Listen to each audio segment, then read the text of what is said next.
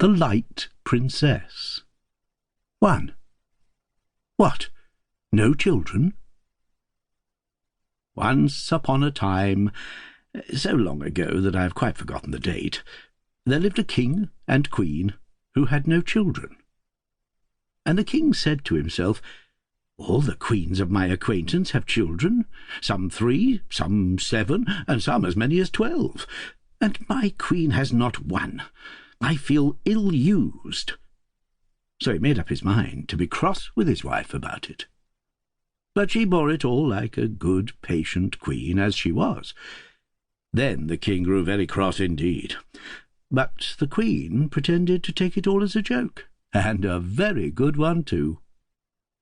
"Why don't you have any daughters at least?" said he. "I don't say sons, that might be too much to expect." "I am sure, dear king, I am very sorry," said the queen. "So you ought to be," retorted the king. "You're not going to make a virtue of that, surely." But he was not an ill-tempered king, and in any matter of less moment would have let the queen have her own way with all his heart. This, however, was an affair of state. The queen smiled. "You must have patience with a lady, you know, dear king," said she. She was indeed a very nice queen, and heartily sorry that she could not oblige the king immediately. The king tried to have patience, but he succeeded very badly.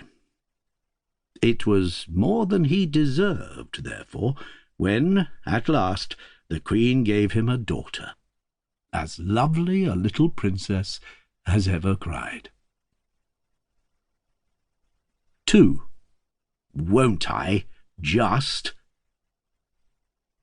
The day drew near when the infant must be christened. The king wrote all the invitations with his own hand. Of course, somebody was forgotten. Now, it does not generally matter if somebody is forgotten, only you must mind who. Unfortunately, the king forgot without intending to forget, and so the chance fell upon the Princess Make-em-Know-It, which was awkward, for the princess was the king's own sister, and he ought not to have forgotten her. But she had made herself so disagreeable to the old king, their father, that he had forgotten her in making his will, and so it was no wonder that her brother forgot her in writing his invitations. But poor relations don't do anything to keep you in mind of them.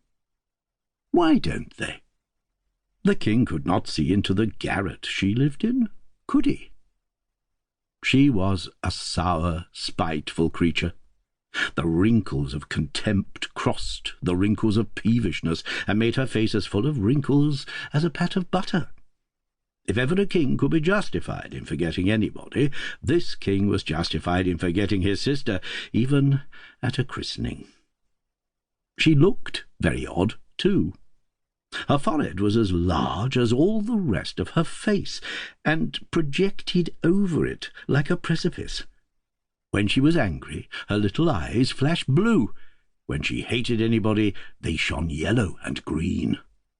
What they looked like when she loved anybody, I do not know, for I never heard of her loving anybody but herself, and I do not think she could have managed that if she had not somehow got used to herself.